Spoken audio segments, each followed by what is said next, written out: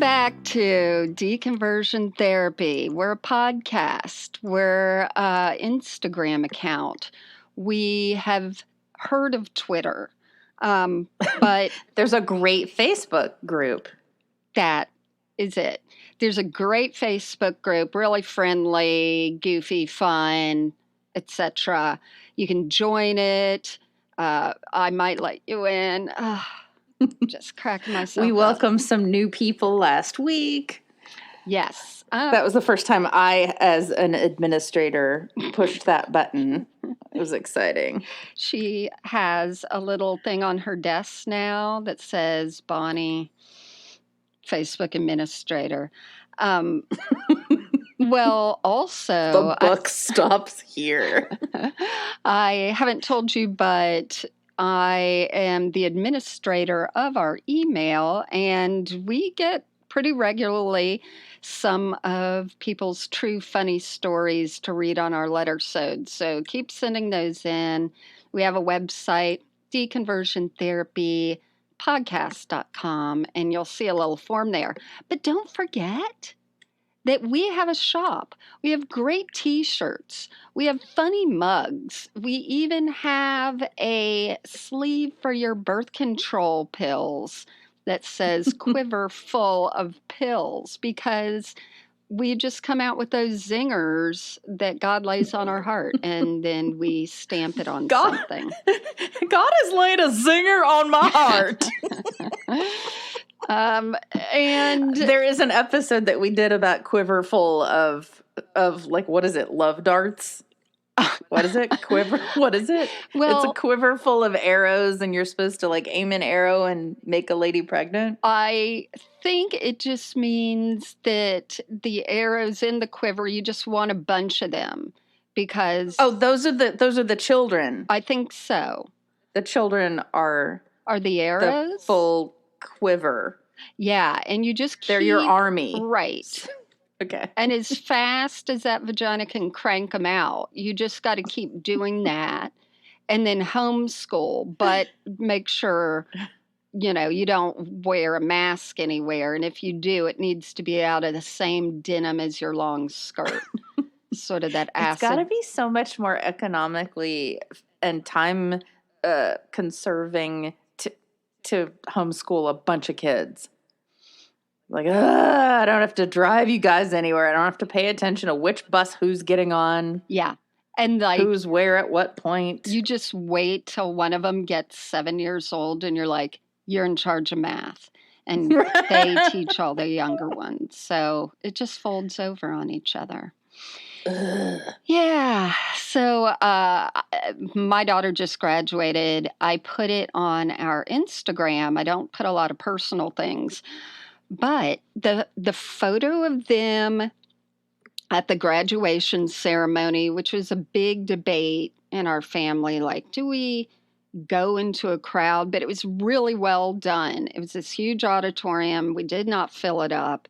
And they taped off seats so that people can't sit near each other. And then the students are all on the floor, and they're all 6 feet apart, and they're each given a little mask with a little crest of the school stitched in. But it looks That's cute. Yeah. But if my younger Christian self had a vision of that picture, I would be like, the end is nigh. Jesus is coming. It is such a surreal photo of like this army of kids all looking the same. Right, like Hitler would have enjoyed the organization. Exactly. And, that there's this virus and all that. It would have freaked me out. But of course, there's 3 asshats who replaced their school one with Trump 2020 masks. And, yeah, anywho. But, all right. Well, I would also say to you, in the whole spirit of talking about sponsors, you guys go download from Audible the Pete Holmes book, yes. Comedy, Sex, God, which has no commas in between. But it's about comedy, it's about sex, and it's about God. And it's great. And as much as I had shunned him, I just never wanted to watch his show. Now that I've read that, I just can't get enough Pete Holmes. See, I love him. Yeah, that's what I like. And it's interesting when you get to quote and know someone and you're like, now I respect that person. Now I like that person. It goes the opposite way also. J.K. Rowling, not a big fan right now. But yeah, I think I am going to download that from Audible. If you do not have Audible, please help sponsor the show by signing up for free. That's right. Just like salvation. This is a gift.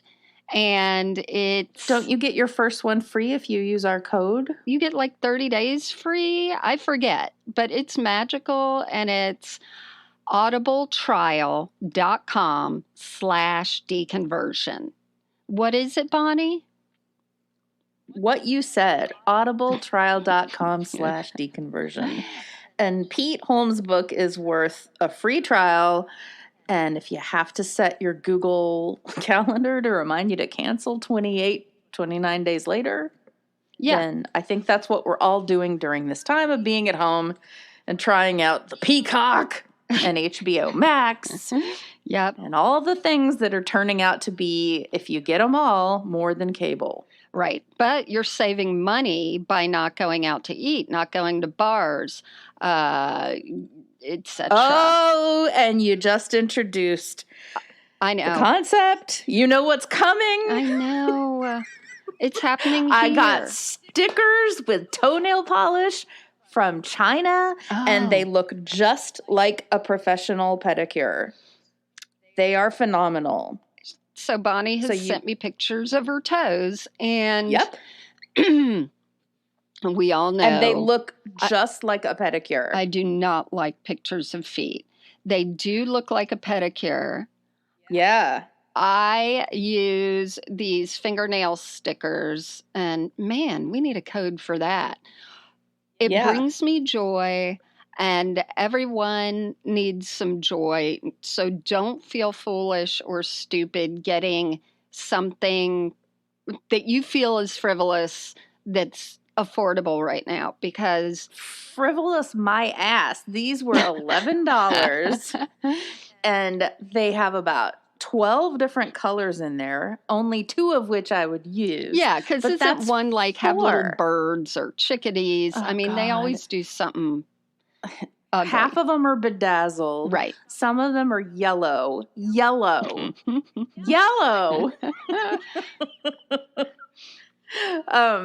So no, there are a couple that are, like proper lipstick and such colors that I can be professional and still wear. So, oh my gosh, this has been a lifesaver to just feel like there's a little bit of pretty. Yeah. I know. And that leads us into, if porn helps you, stop. We're not going to judge, but we are going to talk about it on this episode of deconversiontherapy.com. Which I have punnily called porn again. I love it. So, you know that my husband's from Australia and cannot say pawn shop. So... Does he say porn shop? Oh, yeah, that's it. Like I might go to the porn shop, and we're like, oh, well. See what instruments the struggling have had to surrender. Right. So. Well, then how does he say porn? Porn. He never says it, Bonnie. So there is what got me thinking about this. And I think, again, it was my husband and I talking about something that came out probably 20 years ago. There was a convention somewhere, and I was thinking it was in Texas, but I just looked it up for this episode, and I'll read you the quote from someone named Steve Farrar. He wrote Finishing Strong, which unfortunately is not a good title if it's about porn, but that is what I have found in doing the research for this. There's so many porn references. I mean, my mind goes to The Dirty Place, and everyone else's does too. But they're Finishing unintentional. Strong. Yeah. Yeah, unintentional. All right. So here's what it says. It says, a number of years ago, a national conference for church youth directors was held at a major hotel in a city in the Midwest. Youth pastors by the hundreds flooded into the hotel and took nearly every room. At the conclusion of the conference, the hotel manager told the conference administrator that the number of guests who tuned in to the adult movie channel broke the previous record, far and away outdoing any other convention in the history of the hotel.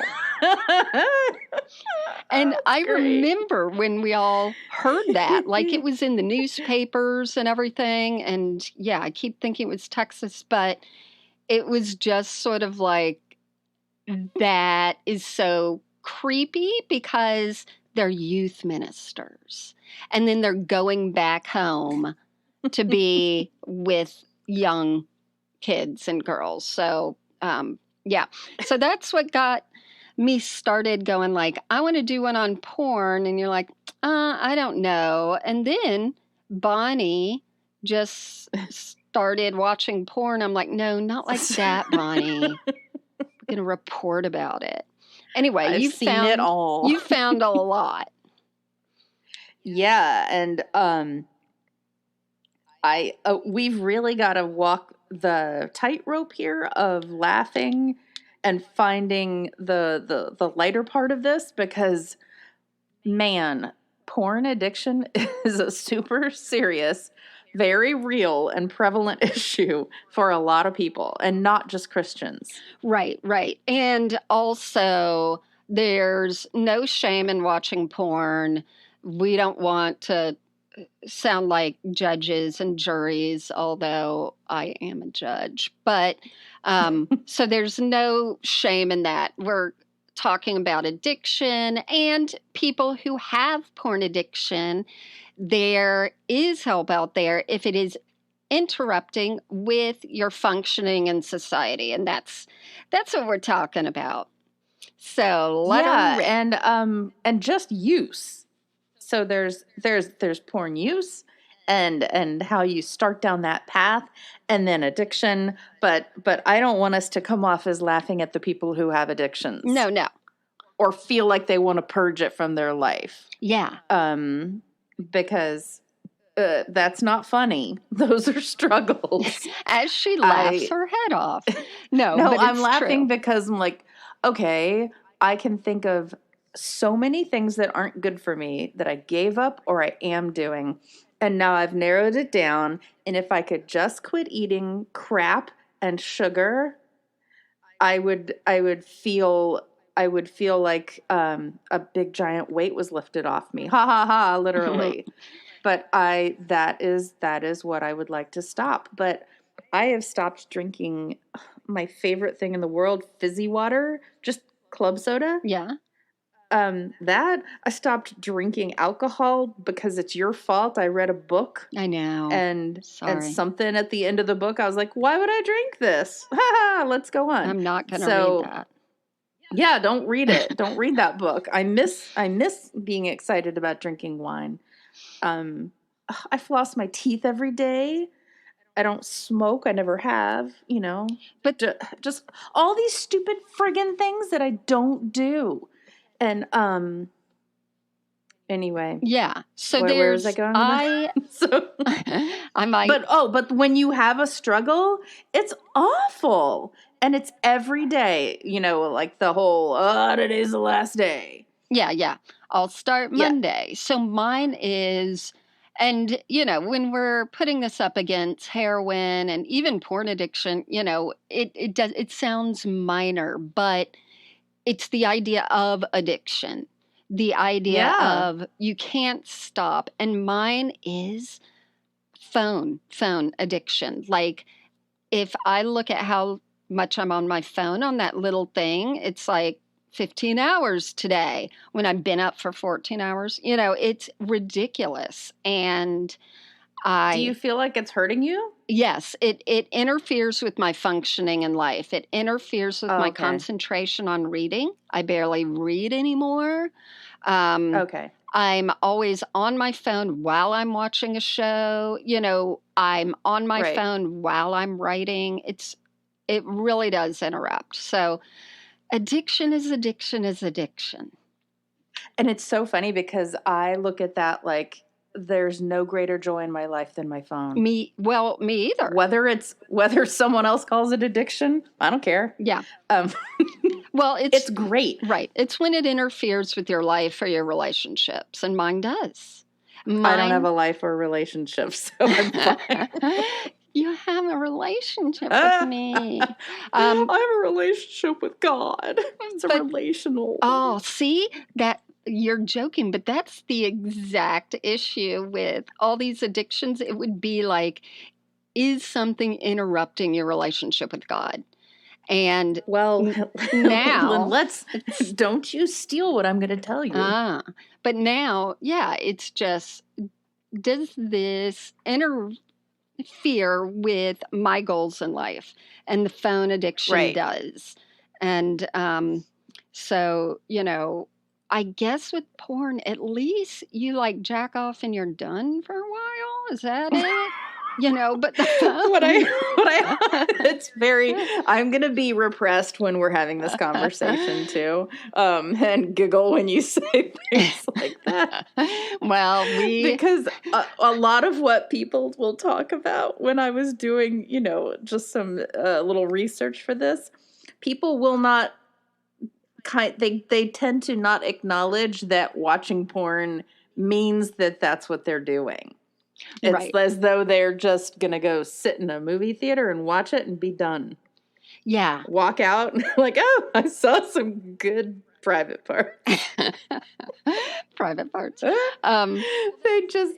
There's so many instances of just watching porn and no mention made of anything else. Of a strong finish.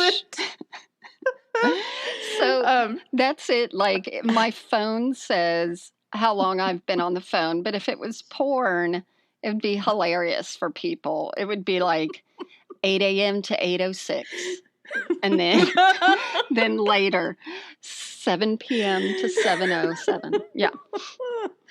So, okay, so that's just the disclaimer of, if this is an addiction problem, that's not what we're laughing at. We're trying to laugh at the bullshit that goes along with religion. Yeah. And how it messes people up with regards to the porn. So, all right, so looking to find the light and funny in this. So, I did a Google search, of course, to start the research. And she just put in hardcore porn. Right. It cost Pam her Anderson kept coming up. Oh, by the way, back when I worked at an agency, I remember all the guys all the men came out of their offices and they went down to one guy's office, closed the door. And I'm like, what's going on? What are they doing? And then when my agent came out, I was his assistant. I'm like, what was that? What's going on? And he wouldn't tell me. And I'm like, I'm serious. You have to tell me. And so I finally got it out of him. They had the Pam Anderson sex tape. Back when it was on VHS. On VHS. Yeah.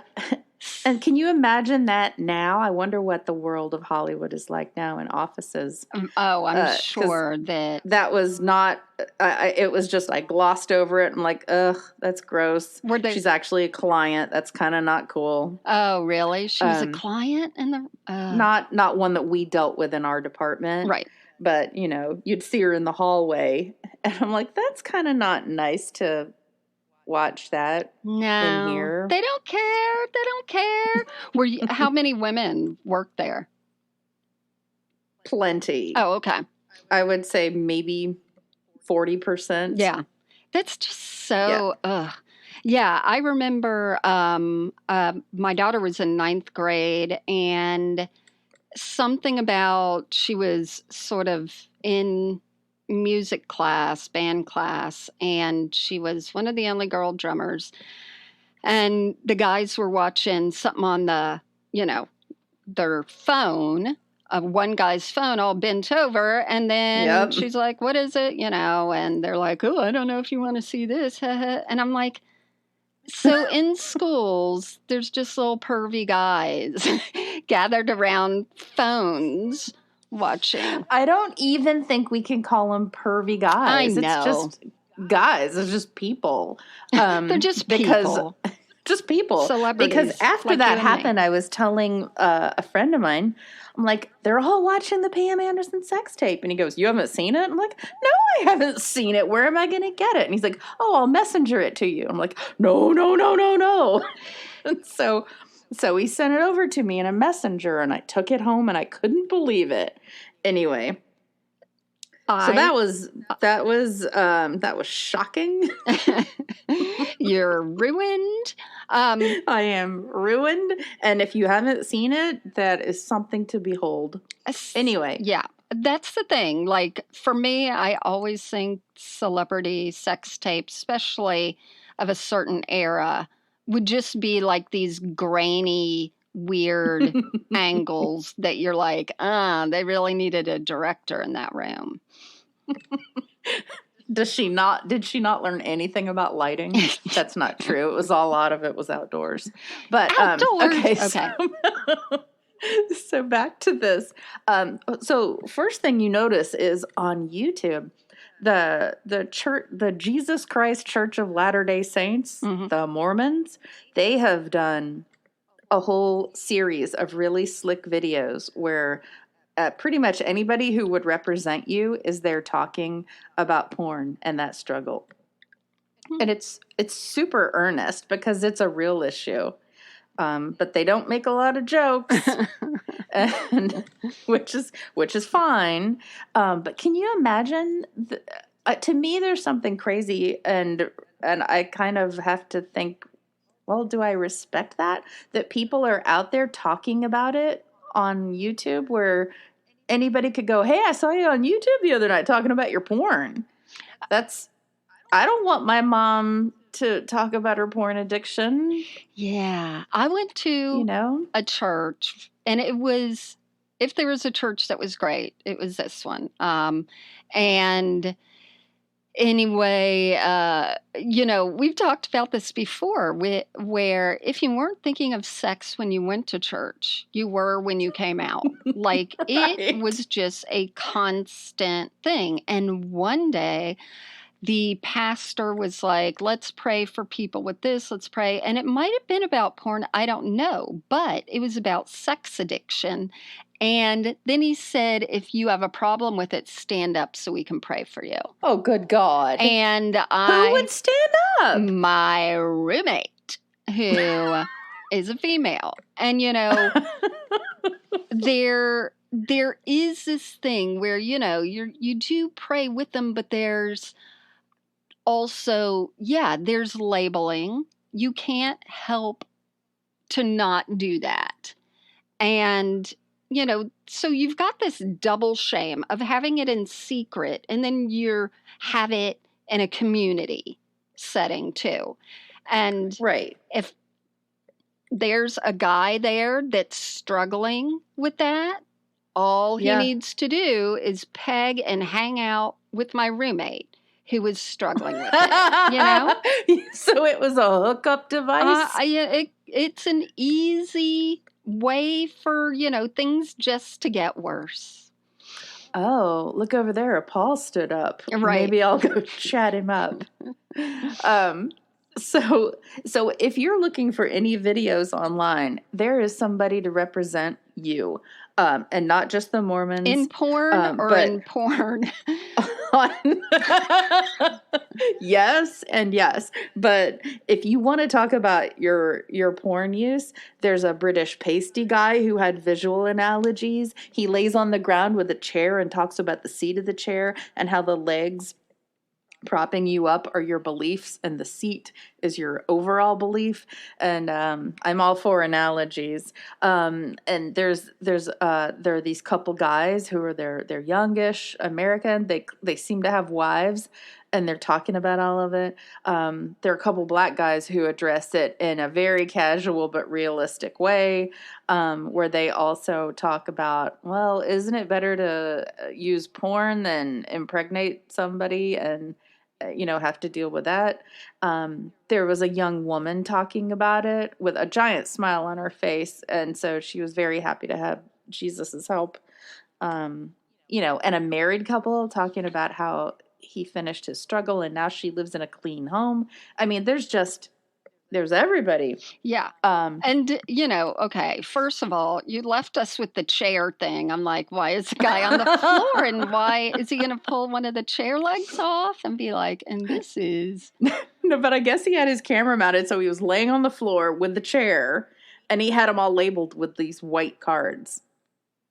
Like, this is your underlying belief. And this is your belief that everyone else doesn't struggle with it, or this is just who I am. I don't remember the examples. Oh, I get it. But he labeled a chair. Got it. For a visual. And then, so he had to lay on the ground to be chair level. And then he did the what was it? Flash dance scene using the chair. Yeah. But here's the thing. I swear to God, I've never seen so many comments that were across the board. No one was trolling. Nobody was being a shithead. Nobody was calling out Christians for being, stupid for their beliefs. Nothing. Mm-hmm. Across the board, comments were all very earnest, and people saying, I pray that Jesus can help me get this monkey off my back. I pray that he can take away my problem. It's just one after another comment, like, I suffer from this too. And they're using their real names. And I'm flabbergasted at how many people are admitting to all of this. Okay, so starting off with some statistics. Ooh. So some report, a 2016 Barna report, it's called The Porn Phenomenon. Oh my God, found that 57% of pastors and 64% of youth pastors, this goes along with what you're saying, admit they have struggled with porn, either currently or in the past. Around 21% of youth pastors and 5% of pastors claim they are currently addicted to porn. They're living in constant fear of discovery. And that's it. You've got to double those numbers if you want, You can't double 64%. That's what baffles me. And who would even admit that in something where they told you it was a confidential study? To me, that's so brave, because every physician, when they say, all right, how many drinks do you have a week? And you say, like, 3 or 4, they jack it up to maybe, 6 or 7. Right, because that's realistic. They always add. Yeah. Right. And that's the thing. You're like, who is still hiding in the dark? Who thinks they've conquered it? Because that's another thing with Christianity. If you've prayed, you ask forgiveness, and God, blesses that, then the next day you think, I am not porn addicted. You know what I mean? Right. So if the question's asked right then, you get to say, no, I do not have a problem, because I'm standing in faith that I've been healed. Well, so if you think about how it affects the pastors, that's, to me, just the biggest question. If you've got a pastor telling you porn is a sin, don't watch porn, but they're doing it, there's no way they can admit it, because they would possibly get fired. Right. And so it's this vicious cycle of, well, I do it and I struggle, but I can't tell my congregation, but I got to tell my congregation not to do it. Yeah. And then, and not get caught. And I have this secret. And so while I hide this shame and secret, there's, what are all the other secrets? Yeah. Okay. So the other point to me that I see, the numbers that women report are significantly lower. like in the 20s or so. And, it's hard to get men to understand. Yes, women are sexual beings, et cetera, et cetera. Porn doesn't always have the same, grabbing effect. God, the puns are everywhere. But it's just not exactly the same concept. And for guys, it can be this fantasy of, oh, look what the woman will do and can do. And when women see it, they're like, I'm not going to do that shit. Like the idea of, there are not always pleasure receptors in every orifice of a woman. So it's very misconstrued, some of the things that guys are watching in porn that women will do. Yeah. Like, if they're doing it, they must love it. Right. They are paid to love it, as the Hooters ladies are not into you. Yeah. But my side logic here is, if women are suffering from porn addictions so much less, and that means they're a little bit more pure, shouldn't women be in leadership positions even more in the church? What? God. Yeah. I mean, that would be... Suck it! And the pun. Yeah. Like, take that, males. Yeah. Yeah. Okay, so there was also a journal from the American Psychological Association, and I'm going to read a little bit from that. In one experiment, 2,200 online participants who were selected to be representative of the U.S. population, along with 467 undergraduate students from Bowling Green State University, they were surveyed about their porn use and their religious and moral beliefs. So people who viewed pornography and believed pornography is morally wrong were more likely to report that they were addicted to porn than those who didn't find porn use to be morally objectionable. Participants who reported they were religious or regularly attended religious services were more likely to believe they were addicted to porn, even if it was the same as less religious participants. You mean the same usage numbers? Right. Oh. If they used it the same, they felt like one time means they're addicted, or two times must mean they're addicted. Well, that's it. That's what the church has you believe when it tries to pull out every single sin. And you're like, I watched porn once. They're preaching about addiction. This all fits. Just that breaking down of the human spirit.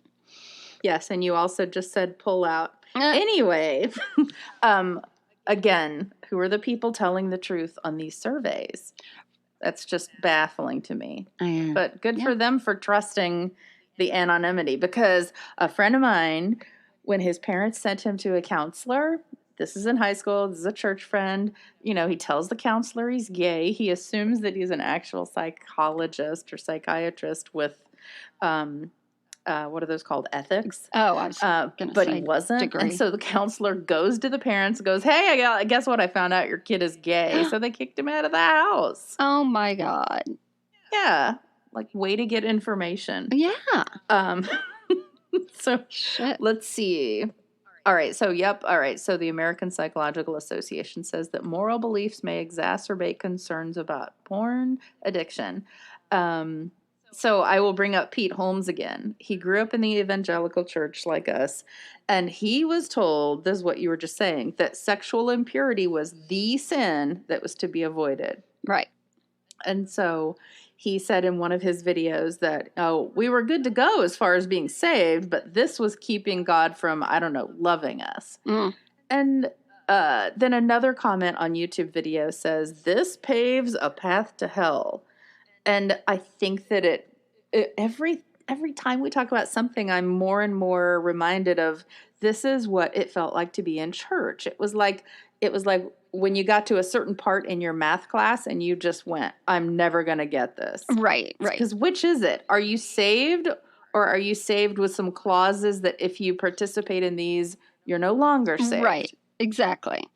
And they always tried to make it like it damages your relationship. And, it depended what kind of personality you had. You could be like, that's okay. I'm going to heaven, so it Right. doesn't matter. Or like me, no, I need that relationship. And you just strive and you feel shame about everything. Yeah, but it seems like it was tricks and like smoke and mirrors to make you constantly feel like you had to keep doing something, but you didn't quite know what it was. Right. For me. Yeah. I was like, am I saved or not? Am I saved enough? Right. Yep. I don't know. But so anyway, I also love in that same no, what? You weren't. We've gone over this. So I love in this video, Pete also talks about how he basically ended up getting married so that he could like have sex and not feel the guilt about it. Then his wife cheated on him. They got a divorce. And so he had to go from being repressed sexually into a person who's just normal, like a lot of other people. Right. And he says, he's like, it was like announcing to the world, I like boobies. And and not having that shame to it. I remember there was the people I dated at our church were all friends because that is how church dating works. Are there any other places where that just, it's just this weird thing? I'm sure. Movie sets. Yeah, there you go. I'm sure in the, quote, real world, exes don't. The secular world. Right. Aren't just buddies, but nope, church groups, that's what happens. Anyway, I was told a story about that. They got together and they were talking about different girls they dated and different things they'd done. And one's like, oh, yeah. And then we complimented you because, you can't get anything by Karen, as in my shame was so high, nothing was happening. But it made me go like, so they're getting together and talking about which girls you can get away with stuff. Yes. Mm-hmm. And by the way, 2 of those are currently in the ministry. Yes. Yeah. Yes. Yes, and I'm thinking one of them that I won't even say anything about, but he should have kept his mouth shut. All of them. Anyway. Yeah. And they their all pants. All right, so then I found, so here's some fun anecdotes. I loved listening to the ones about the black and white views of everything. These Christian women would describe what it was like to discover that their husband was looking at pornography. Mm-hmm. And the anger and the betrayal that they described and how they were processing it. They called it adultery. And or the husbands would talk about getting caught and talk about how their wives didn't talk to them for 2 weeks and threatened divorce. I mean, that's it. I mean, as women, it is hard to understand. It is hard to understand that it's like, why do you need to go outside our relationship? Right. Are my boobs not fake enough for you? Yeah. One guy talked about coming home and his bags were packed on the front porch. And like that it's a betrayal isn't totally accurate, obviously. But again, we're talking the difference between addiction and casual use. Although on the flip side of that, I have had a boyfriend once tell me that he didn't like it when I was clearly attracted to guys in the movies.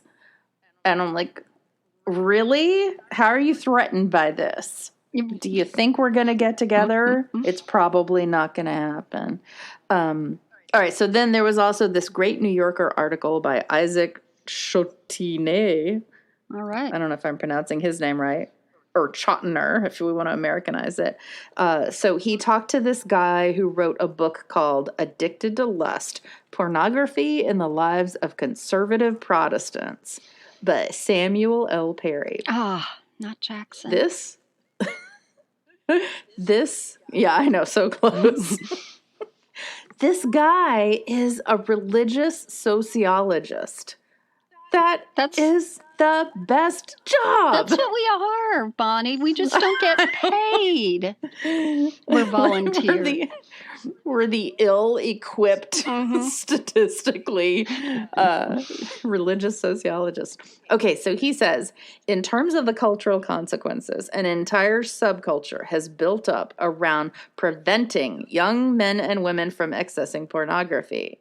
They're a large portion of what we would consider men's Bible studies or men's groups, where they get together and they talk in gender-specific terms about the things they deal with as men. A lot of that is dedicated toward, quote, hey, did you look at pornography this week? Right. Or, hey, did you masturbate this week? Yeah. And I just feel like that's what all these groups at Starbucks who I see on the morning coffee run are talking about. My thought life. My thought life. My thought life is getting messed up with my visual life that's accompanying it on Pornhub. Okay, so in addition to this, are you ready? No.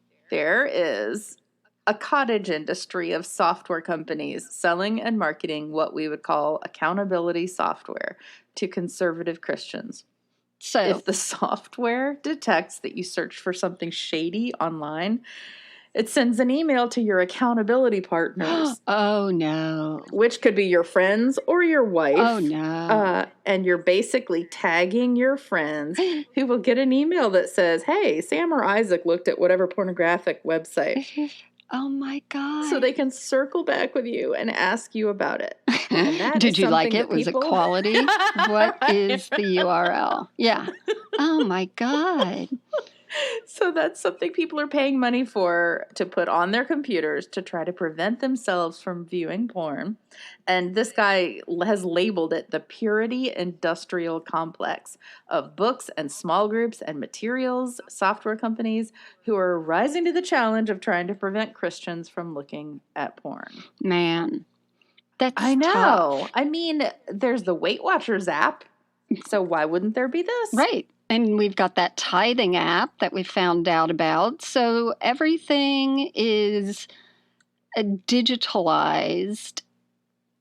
I don't even know what to say. And somebody else talked about how they let their wife change the passwords for their web surfing software that is, like child controls, parental controls. Yeah. They let their wife do it so they can't unclick the controls and just surf. So the accountability software, the one out there that is big, they've got a really, really well done and funny ad. It's called Covenant Eyes. Oh, no. See? Yeah. Oh, my gosh. It would be great. We're making a covenant. There is, Sex Addicts Anonymous. Like, that could be used with people and that. But no, they've got to make it all Christian-y. Yeah, but I can see this, but that's the funny thing of that. This is all about shame, but people are admitting that it's happening. Right. I still have repression in me. Like, let me have the shame. I can deal with the shame. I just can't deal with talking about it. Right.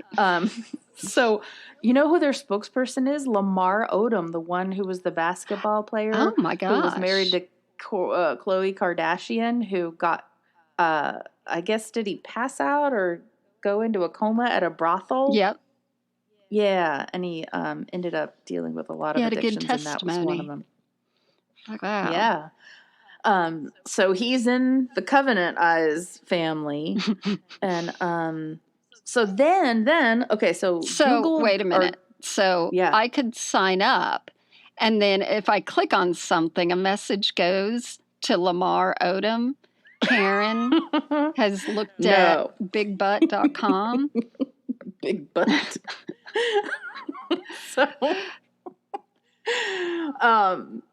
it goes to whoever you assign as your accountability partner. Oh, And if that's in it's- the commercial. yeah, if This it's guy not who's him. very built and his hair is very shellacked.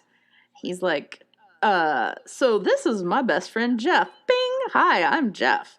And so they talk about how with the software, Jeff gets the email, and then they can talk about it. But you have to pick a very, very, very mature person as your accountability partner, And then, which right. is true. And then you meet at Starbucks to talk it through. You've got to pray it through. I can't wait till the world gets back to normal and see if the small groups of men are still at Starbucks, and I'm going to go up to them like, are you guys talking about porn addiction? Yeah. Are you in Covenant Eyes? Haven't 'Cause I have seen it you bad. in Covenant Eyes?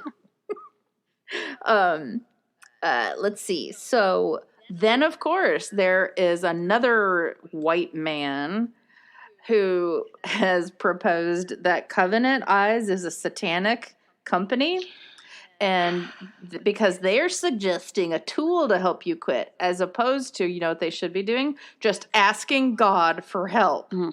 That's all you should be doing. You shouldn't be using this tool. So people really clearly think the way that they handle problems is the only way. Right. And if he knew everything, he would have a nicer sofa and better lighting. But he doesn't. He's afraid to order from Wayfair because he might get a child in his box. Well, and someone on his commentary said, you know, why do you guys feel like watching porn is wrong? And then somebody replied to that guy, if you don't feel guilty about watching porn, that means God has turned you over to a reprobate mind and you're on your way to hell. Repent and turn to Jesus before it's too late. Yeah. They're just, okay. Yeah. FYI, do you know how many people cannot spell masturbate correctly? Based on these YouTube comments, it's always MASTER. That's what we're going to do is while other people have studies like that, we're going to release ours. We're going to just go and correct their spelling. Yeah. And I think I've told you this before. I don't know if it's on the podcast, but every time I'm in a showing and I am talking about the master bedroom, I'm going, don't say masturbate. Don't say masturbate.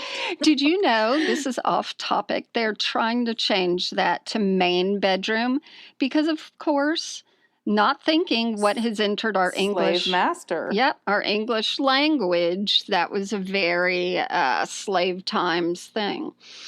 So. Yes, and I am down with that because of my fear of saying what I just said.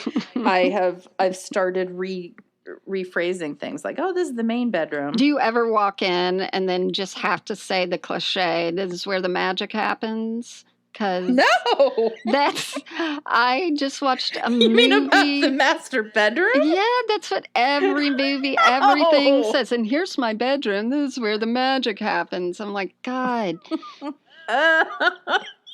As in you turn handsome? Because there needs to be some magic. So, but as far as like, okay, think of guys that we knew, and I just feel like, two guys who were in a band together. I could just imagine one getting repeated emails from another one. Yeah. And they can't even practice because it's like ding, ding, ding. Yeah. But I thought that Facebook page where it's like Jim and Susie, I thought that was bad, you know, as like accountability. Not to stumble. Right. Yeah. You can't private message anyone without me knowing. Right. So let's see. Then more of that article talked about, for conservative Christians, pornography is all about violating this biblical command to not look lustfully and not to have your heart set on something that is not supposed to be yours in terms of God's eye. Master bedroom is something that is a part of it, but it's not necessarily inherently wicked like pornography is. And then it says, you can imagine some situations where it wouldn't necessarily be a wicked thing to do. One example might be that a Christian man and his wife are struggling with infertility, and he has to go to a fertility clinic, and he has to masturbate into a cup. He does so to pictures of his wife, and he's not looking at porn, and he's trying to make Christian babies with his Christian wife. Nobody would say, hey, that was sinful masturbation. So what are these pictures, though? I know. That's what I want to know. Is she just in her Sunday best and he's just in there for 45 minutes trying to conjure up? No, she's in those pictures that were like themed where they're the old country band with the washboard, right? And somebody else is playing the mouth harp, or glamour shots, right? Where her hand is below her chin and her hair's big. Yeah, I want to know. And this poor guy in the room, he's like, really? I can't have one day off? Right. Look at the magazines they provide. And he comes out, she's waiting for him, and he's like, I just couldn't do it. She's insulted. They divorce. Good plan for your masturbation. Like he comes out and she's like, why is the envelope with my naked picture still sealed up? What? Right. Okay, we've got. So that's all I have as far as research. Oh, really? That's it? That's it. Because you didn't hit on the celebrities. I almost thought we could break this up into two.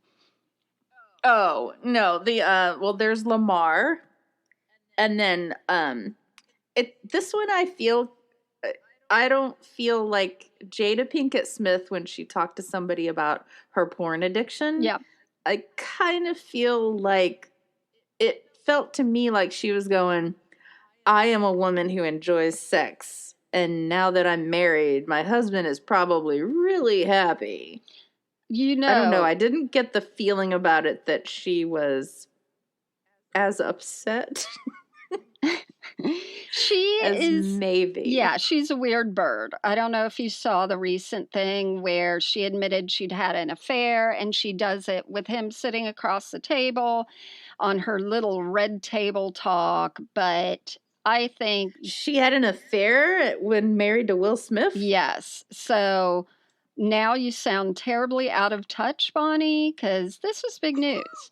And in what they're both world? They're both very we're sexual beings and this happened, but we're lifelong soulmates. And we'll just keep going. And, there's been rumor of their open relationship forever. But they have to discuss it in public where then people can be like, I so respect them. And it's just like, that just sounds sort of like a great friendship and a shitty marriage. So, yeah. It sounds like people who aren't ashamed enough. right Because I'm so repressed. I'm like, how could you talk about that? There could be a little more shame I'm added to. No, I'm repressed. I'm fine with that. No. Well, okay, so this is what I wanted to end this on. Let me pull it up. Okay. While you're doing that, I have to tell you, hey people, you can now purchase a ring with a tooth of your loved one mounted in it. What? Remember I sent you that picture where there is a business and they will take a tooth from somebody you love and put it in a ring or a piece of jewelry, like a necklace. You love that. And it's horrible. So I thought that you would enjoy. I sent it to my mom thinking, oh, she'll just laugh at this. Ha ha ha. But no. She tells me, I have a tooth of your grandfather's. Would you like a ring? I'm like, no, I thought you would think this is funny. And I don't even want to know how, but. Yeah, that's true. How did, oh my God. So that's why I sent you a link the other day, because feet are my issue teeth falling out. It's Bonnie's. And there is, I think it was in Russia, some newscaster woman. And the headline is news reporter catches her tooth as it falls out on air. And there she is. She's just like, and then a tooth. You can see something white starting to exit. And then she pops it in her hand. She catches it in her hand. And it's a front tooth. And she just finishes the report. Does not break. Nope. It was fantastic. Ultimate professional. As she reports, and then we received all the emails from the American people. We'll be passing those out to your accountability partners. Okay. So Joshua Harris wrote the book, Kiss Dating Goodbye, and it really propelled the whole purity movement. And since then, he and I have become what I would call best friends without a lot of communication. But I really love him, and we got together, and he is a fan of our show, which is insane because we are trash. But he posted this. Take that back. What? Take that back. I'm sorry. We are blessed.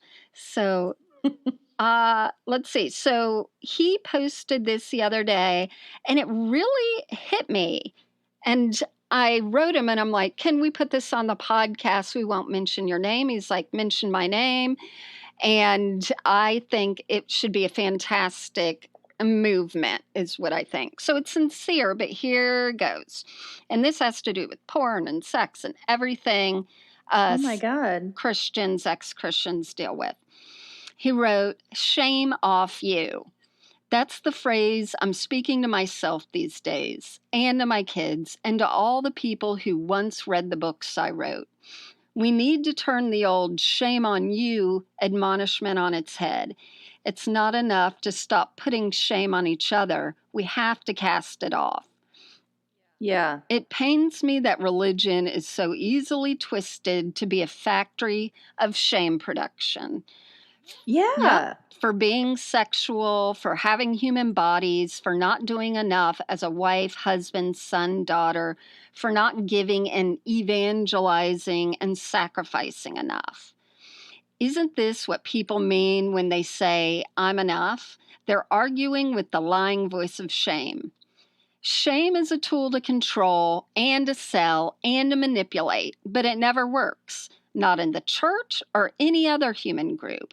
It changes behavior for a moment, but it doesn't last. And that's what I'm talking about when people come out of the, thing and say, yes, I'm addicted. Like, that doesn't fix it. He goes on to write, it's a quick fix that drives human realities into the shadows. Then they become more destructive apart from community and friendship and love.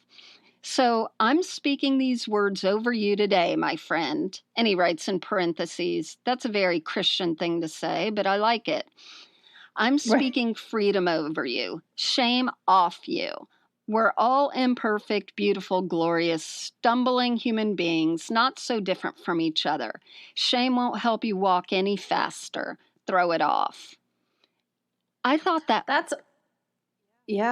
was amazing. And I think, that is something we definitely want to do. We're joking about it. We're expressing we still carry shame. Yeah, this is just me dipping my toe into, crawling out of repression. Yeah.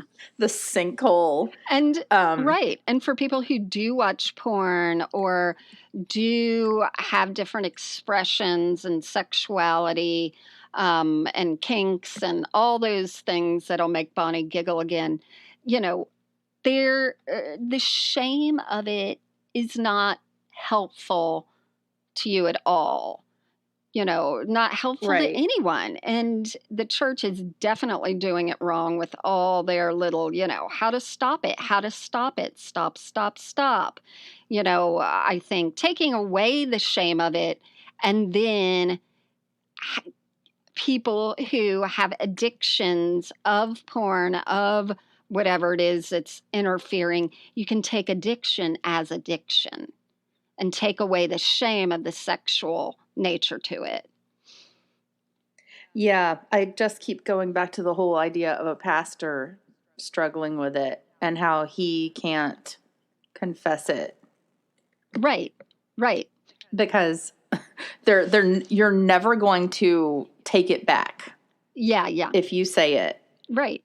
And I mean, just like you remember your roommate standing up. I know. It's out there. You can't unhear it. And I really think, I mean, we've seen a lot of well-known pastors and youth ministers, because I follow these threads, who have killed themselves in the last few years. And I do not doubt 100% it's one of two things. It's, quote, sexual sin or dealing with homosexual, things. Yeah. And the shame that brings. I guarantee it. Yeah. Yeah. And so shame off all of you. Shame off you. Same to you. And follow Josh Harris for more inspiring things. He's on Instagram, and it can definitely be one of those things where you start to heal because the guy who, really pushed all that has realized he was totally wrong and is doing his best to try and counteract it. And you know what? Shame off him too for that, because he wrote a book. It didn't mean everybody had to jump on it and believe it. And right, and he was raised, and he was in the same bubble, the same echo chamber, when he did that, and thought he was doing good and pleasing God. And I mean, what's more important than that? Well, there are some things. I know, and that's just my opinion. Sticker pedicures are it. Shame off you. They are. Shame off you for those. Man, I'm going to say that all the time now. I'm trademarking it. Sorry, Josh. All right, that's it. And please stay well. I will shame you if you're not wearing a mask. Everything else is up for no shame. And we will see you next week. Yep, have a good one. Adios.